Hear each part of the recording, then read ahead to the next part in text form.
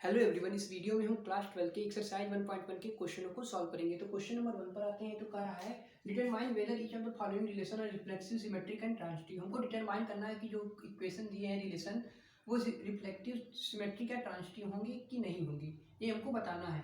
तो हमको इसके फर्स्ट पार्ट पर आते हैं। तो दिया है रिलेशन एक R is the set A 1 2 3 4 to 14 तक दिया है। डिफाइंड है R equal to X and Y such that 3x minus Y equal to 0 दिया है। हमको बताना है कि जो ये हमको रिलेशन दिया है, डिफाइन है x and Y such that 3x minus Y equal to 0, ये रिफ्लेक्सिव, सिमेट्रिक या ट्रांजिटिव होगा या नहीं होगा, हमको बताना है। तो बात करते हैं रिफ्लेक्सिव की। अगर हम बात करें रिफ्लेक्सिव की, तो रिफ्लेक्सिव के लिए कंडीशन क्या थी कि ए का रिलेशन ए से होना चाहिए। तो अगर हम 3x minus Y equal to 0 दिया है, अगर हम x की जगह 1 पुट करें और y की जगह 1 पुट करें, देखिए तो क्या आ जाएगा 3 माइनस 1 इक्वल टू 0, यानी क्या 2 जो है वो इक्वल टू 0 होगा? तो नहीं होगा। तो ये रिफ्लेक्सिव नहीं होगा, रिफ्लेक्सिव नहीं होगा। रिफ्लेक्सिव क्यों नहीं होगा? क्योंकि रिफ्लेक्सिव के लिए कंडीशन क्या थी कि ए का रिश्ता ए से होना चाहिए। तो इसको हम अगर यहाँ पर 2 और 2 लेते हैं तब भी आप इसको चेक करेंगे तो जो नंबर आएगा वो भी इक्वल टू 0 नहीं होगा।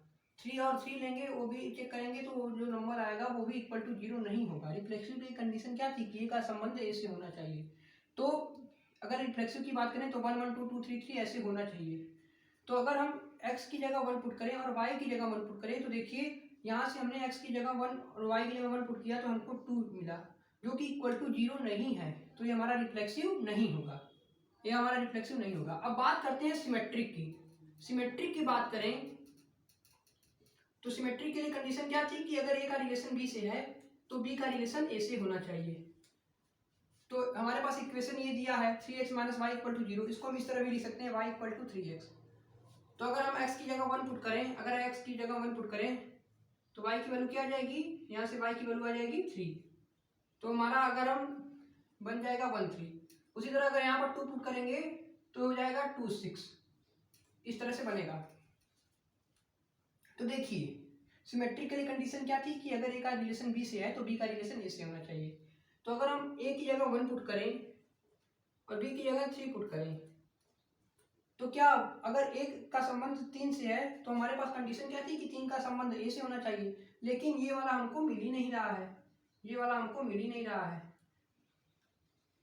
ये वाला मिल ही नहीं रहा है, इसीलिए हमारा सिमेट्रिक भी नहीं होगा। सिमेट्रिक क्यों नहीं होगा पता चला?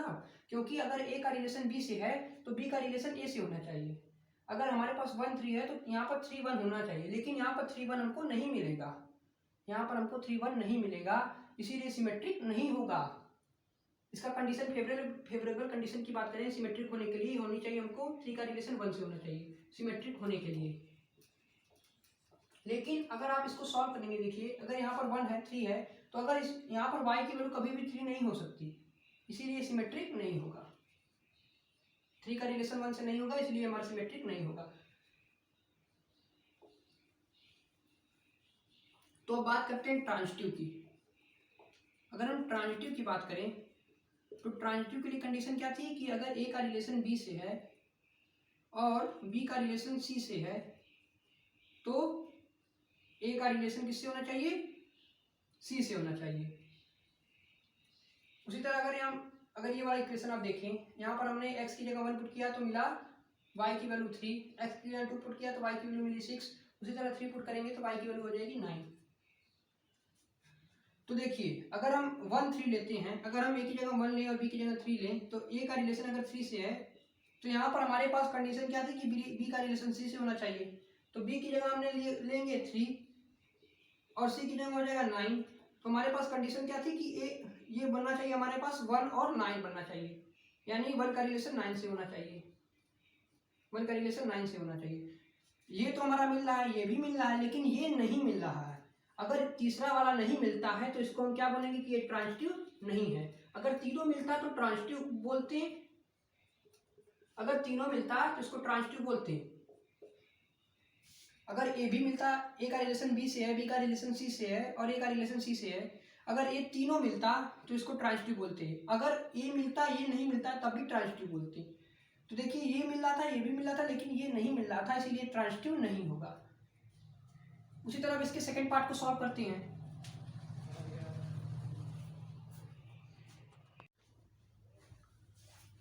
उसी तरह इसके सेकंड पार्ट को देखते हैं। तो सेकंड पार्ट में हमको दिया है relation R is a set N, N मतलब natural number define at R equal to दिया है, रिलेशन डिफाइन है हमारे पास x and Y such that y equal to दिया है एक्स प्लस 5 और एक्स की वैल्यू जो होगी वो 4 से छोटी होनी चाहिए। यानी हम एक्स की वैल्यू क्या ले सकते हैं, 1, 2 और 3 ही ले सकते हैं।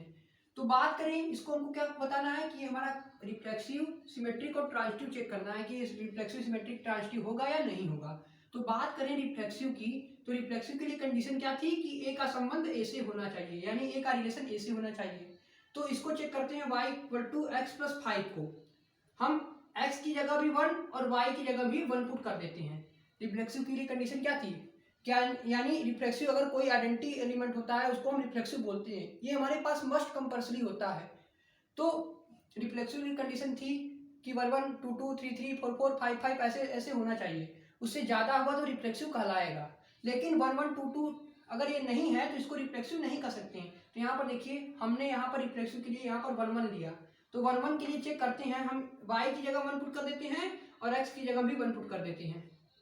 तो देखिए ये हमारे पास क्या आया, 1 इज इक्वल टू 6 क्या होगा, तो ये नहीं होगा। अगर यहाँ पर 6 इक्वल टू 6 होता तो ये रिफ्लेक्सिव होता, लेकिन यहाँ पर 1 जो है वो इक्वल टू 6 नहीं होगा, इसीलिए हमारा रिफ्लेक्सिव नहीं होगा। अब बात करते हैं सिमेट्रिक की। अब हम बात कर लेते हैं किसकी, सिमेट्रिक की। तो देखिए सिमेट्रिक के लिए कंडीशन क्या थी कि अगर ए का रिलेशन बी से है तो बी का रिलेशन ए से होना चाहिए। तो इसको y इक्वल टू दिया है हमको x प्लस 5 दिया है, तो यहाँ पर हमारे पास x की वैल्यू हम क्या ले सकते हैं, 1 2 3 ही ले सकते हैं। तो यहाँ पर y की जगह अगर हम x की जगह 1 पुट करें तो y की वैल्यू क्या हो जाएगी, 6 हो जाएगी। उसी तरह x की जगह 2 पुट करें तो y की वैल्यू क्या हो जाएगी, 7 हो जाएगी, और 3 पुट करें तो 8 हो जाएगी। यानी हमारे पास रिलेशन बनेगा 1 6 1 2 7 और 3 8 का, इस तरह का रिलेशन बनेगा। कैसे बनेगा, देखिए यहाँ पर अगर हमने x की जगह 1 पुट किया तो y की वैल्यू क्या आ गई, 6 आ गई। यहाँ पर हमने x की जगह 1 पुट किया। उसी तरह अगर हम x की जगह 2 पुट करें तो y इक्वल टू क्या है, y इक्वल टू है 2 प्लस x प्लस 5, तो x की जगह 2 पुट कर दिया तो y की वैल्यू आ गई 7। तो देखिए रिलेशन बना 1 6 2 7 और 3 8, ये हमारे पास रिलेशन बना, ये हमारे पास रिलेशन बना, ये देखिए हमारे पास बना। यहाँ पर हमने x की जगह अगर 1 पुट करेंगे तो y की वैल्यू क्या आ जाएगी, y की वैल्यू है x प्लस 5, यानी x की जगह 1 पुट कर दीजिए तो आपके पास y की वैल्यू मिल जाएगी। जैसे y इक्वल टू दिया है x प्लस 5, तो अगर हम x की जगह 1 पुट करें तो हो जाएगा 1 प्लस 5 इक्वल टू 6।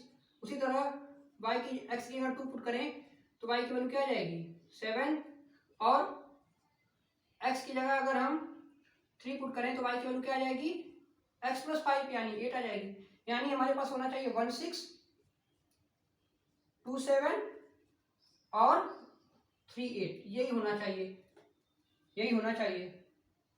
तो देखिए सिमेट्री की बात करें तो सिमेट्री के लिए कंडीशन क्या थी, सिमेट्री के लिए कंडीशन थी कि अगर ए का रिलेशन बी से है तो बी का रिलेशन ए से होना चाहिए। तो देखिए हम ए की जगह 1 पुट करते हैं और बी की जगह 6 पुट करते हैं, तो हमारे पास कंडीशन क्या थी कि 6 का रिलेशन 1 से होना चाहिए। लेकिन यहाँ पर देखिए इस वाले सेट को देखिए आप, 1 2 3 इसको देखिए, यहाँ पर आपको 6 नहीं मिल रहा है, यानी सेकंड वाला पेयर गायब है, सेकंड वाला पेयर इसका गायब है, तो सिमेट्रिक भी नहीं होगा, सिमेट्रिक भी नहीं होगा।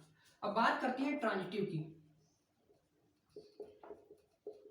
तो देखिए ट्रांजिटिव के लिए कंडीशन क्या थी, ट्रांजिटिव के लिए कंडीशन थी यहाँ पर सिमेट्री के लिए फेवरेबल कंडीशन क्या होनी चाहिए कि 6 का रिलेशन 1 से होना चाहिए। लेकिन हमने इस सेट में चेक किया, इस रिलेशन में अगर हमने चेक किया तो ये हमको नहीं मिला। देखिए 1 6 2 7 3 8, ये बस इतना ही इसका रिलेशन बनेगा, इसका बस इतना ही रिलेशन बनेगा, इससे आगे नहीं बनेगा, क्योंकि यहाँ पर हमारे पास कंडीशन है कि x की वैल्यू 4 से बड़ी हो ही नहीं सकती।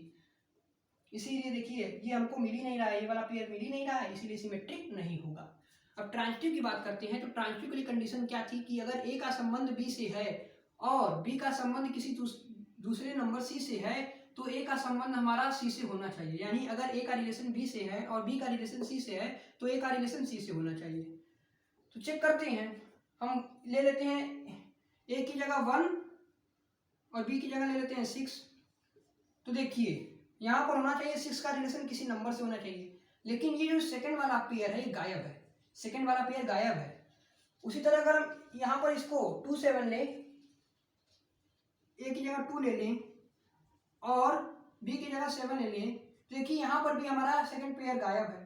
तो देखिए जब सेकंड पेयर आपके पास गायब होता है ट्रांजिटिव में, अगर ये वाला पेयर आपके पास नहीं होता है तो उसको आप क्या बोलेंगे, उसको आप ट्रांजिटिव बोलेंगे। तो इसको आप ट्रांजिटिव बोलेंगे। ये हमारा रिफ्लेक्सिव नहीं होगा, सिमेट्रिक भी नहीं होगा, लेकिन ट्रांजिटिव होगा।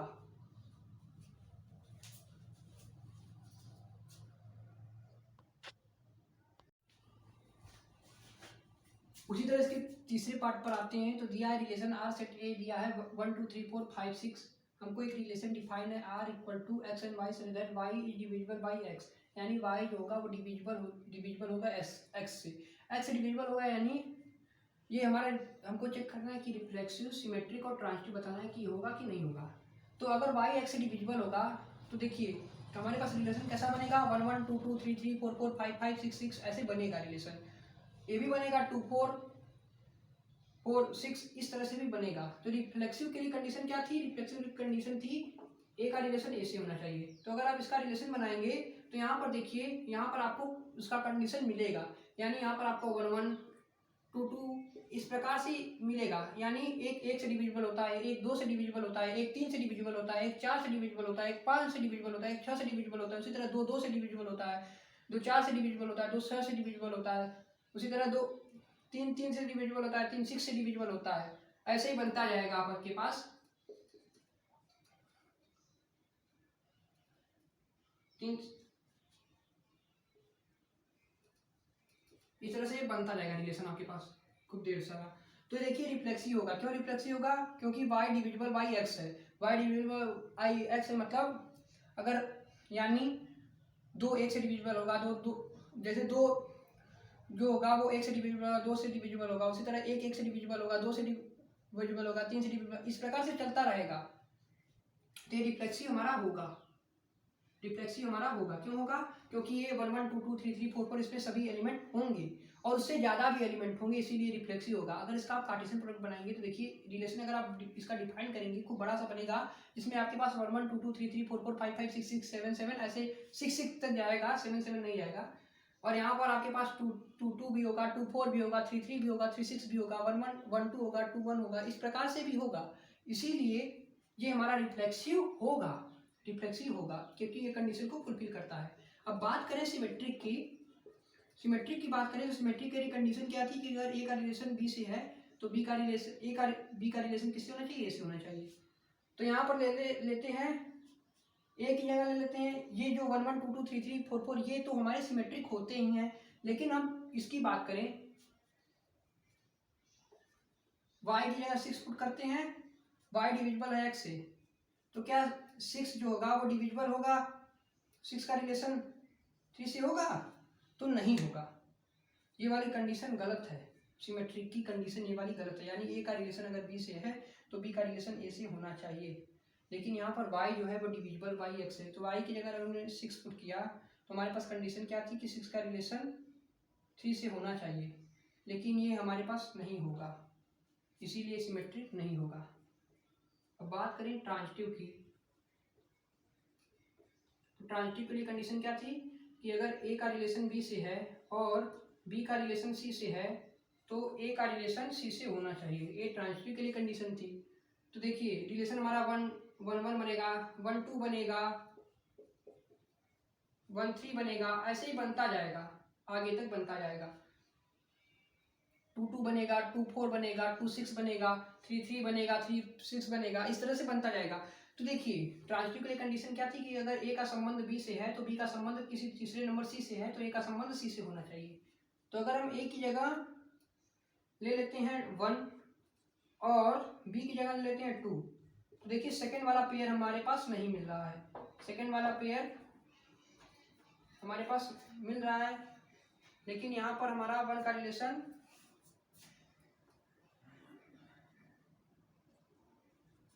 नहीं मिल रहा है, इसलिए ट्रांजिटिव हमारा होगा, ट्रांजिटिव होगा, क्योंकि सेकंड वाला पेयर मिल रहा है, यानी ये हमारा ट्रांजिटिव होगा।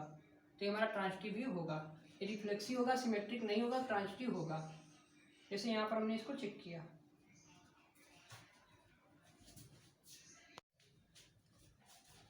उसी तरह इसके फोर्थ पार्ट पर आते हैं। तो फोर्थ पार्ट में हमको रिलेशन दिया है R in the set Z, मतलब integer for all integer define है आर इक्वल टू दिया है, रिलेशन डिफाइन है x and Y such that x minus y is an integer, x और वाई इंटीजर होने चाहिए।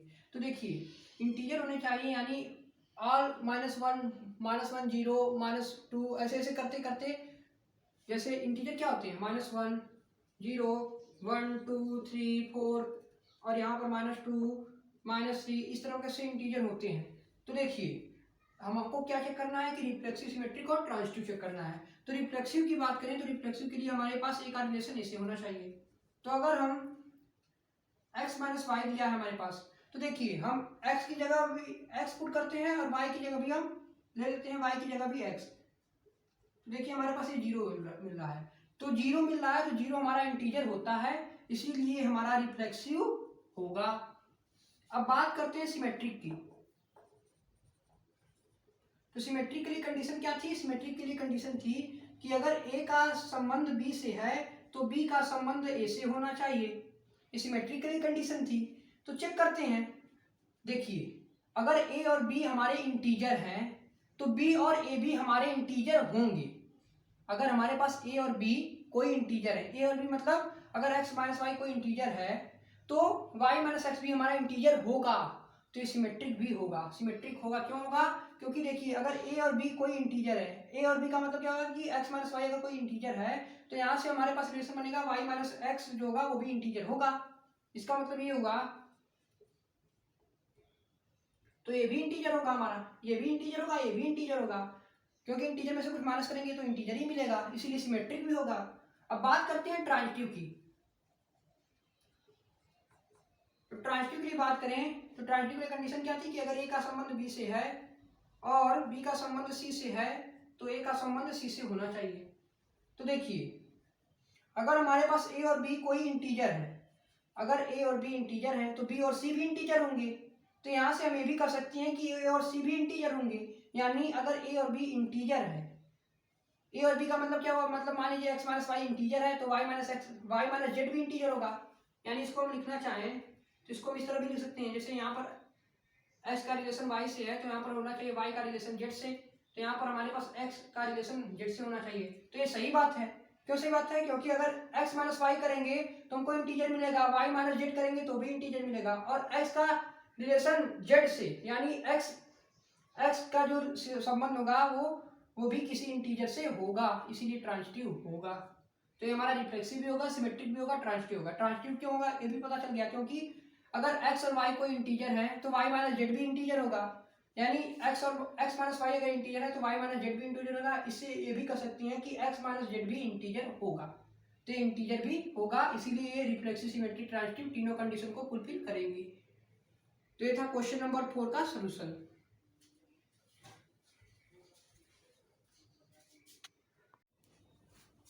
उसी तरह क्वेश्चन नंबर 1 के फिफ्थ पार्ट के पार्ट पर आते हैं। तो दिया relation x and y such that x and y work at A same place.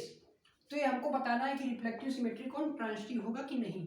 तो अगर x और y किसी एक प्लेस पर काम करते हैं तो ये हमारा रिफ्लेक्सिव होगा, क्योंकि वो एक ही जगह पर काम करते हैं। रिफ्लेक्सिव की बात करें तो रिफ्लेक्सिव के लिए कंडीशन क्या थी?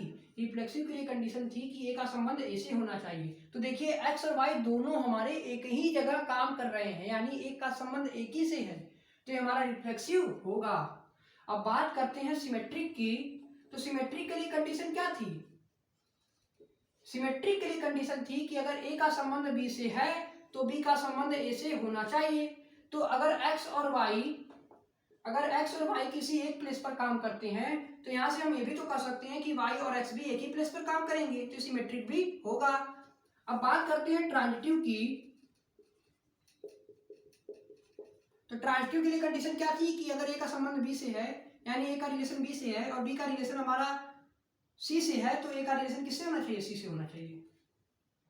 तो देखिए अगर हम a की जगह x लें और b की जगह y लें तो यहां से हम ये कह सकते हैं कि x और y किसी एक प्लेस पर काम करते हैं, तो यहां से हम ये भी तो कर सकते हैं कि y और z भी उसी प्लेस पे काम करेंगे। तो यहां से हम ये भी कर सकते हैं कि x जो होगा, x और z वो भी इसी प्लेस पर काम करेंगे, यानी अगर x और y किसी एक प्लेस पर काम करते हैं तो यहाँ पर y और z भी उसी प्लेस पर काम करेंगे।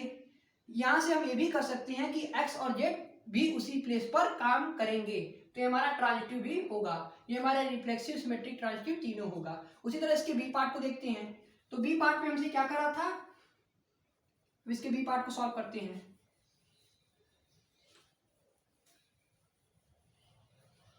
इसके फिफ्थ के बी पार्ट को देखते हैं। तो इसके बी पार्ट में हमसे कह रहा है, हमारे पास एक रिलेशन दिया है x and y such that x and y live in the same locality।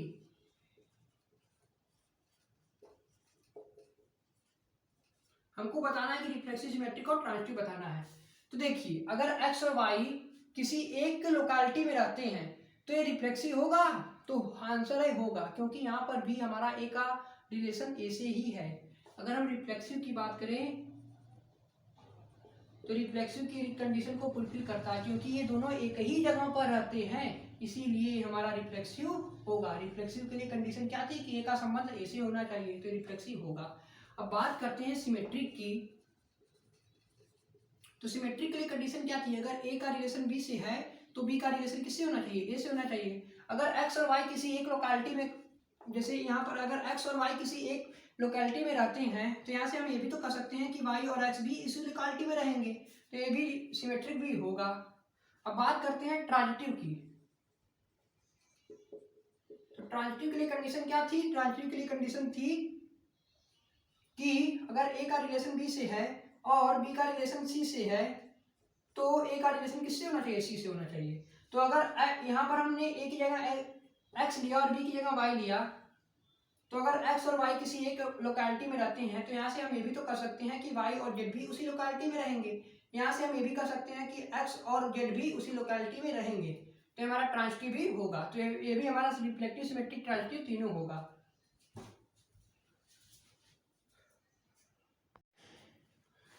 उसी तरह इसके सी पार्ट पर आते हैं। तो सी पार्ट में दिया रिलेशन दिया है x and y such that x is exactly 7 metre taller than y।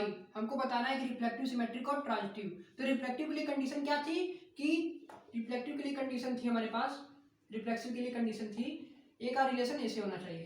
तो यहाँ पर जो x है वो 7 सेंटीमीटर y से बड़ा है, तो क्या है रिफ्लेक्सिव होगा, तो नहीं होगा, रिफ्लेक्सिव होगा ही नहीं है, क्योंकि x जो होना चाहिए वो एग्जैक्टली x होना चाहिए, तब ये रिफ्लेक्सिव होता। लेकिन x जो है वो एग्जैक्टली 7 मीटर बड़ा है y से, तो रिफ्लेक्सिव नहीं होगा, रिफ्लेक्सिव नहीं होगा। सिमेट्रिक की बात करें तो सिमेट्रिक की कंडीशन थी कि अगर ए का रिलेशन बी से है तो बी का रिलेशन ए से होना चाहिए। तो अगर x जो है वो 7 सेंटीमीटर बड़ा है y से, तो क्या y भी 7 सेंटीमीटर बड़ा होगा x से, तो गलत बात है, सिमेट्रिक होगा ही नहीं है। अब बात करते हैं ट्रांजिटिव की। तो ट्रांजिटिव के लिए कंडीशन क्या थी कि अगर ए का रिलेशन बी से है तो बी का रिलेशन सी से होना चाहिए, और यहां से हम कह सकते हैं कि ए का रिलेशन सी से होना चाहिए। तो देखिए, अगर x जो है वो y से 7 सेंटीमीटर बड़ा है तो यहाँ पर हमारे पास जो y होगा, मान लेते हैं y जो है वो किसी और से बड़ा होना चाहिए, किससे, मान लेते हैं z है, तो यहाँ से हमारा जो a का रिलेशन होना चाहिए वो z से होना चाहिए, तो ये ट्रू नहीं है। देखिए, अगर हमारा x जो है वो y से 7 सेंटीमीटर बड़ा है तो क्या y जो होगा, तो यहाँ से ये कह सकते हैं कि y जो होगा वो z से भी 7 सेंटीमीटर बड़ा होगा। तो यहाँ से हम ये कह सकते हैं कि जो x होगा वो z से, x जो होगा वो z से कितने सेंटीमीटर बड़ा होगा, तो 14 सेंटीमीटर यहाँ से दिख रहा है। ये हमारा 7 हो गया, ये 7 हो गया, 14 मिल रहा है, तो ये ट्रांजिटिव भी नहीं होगा।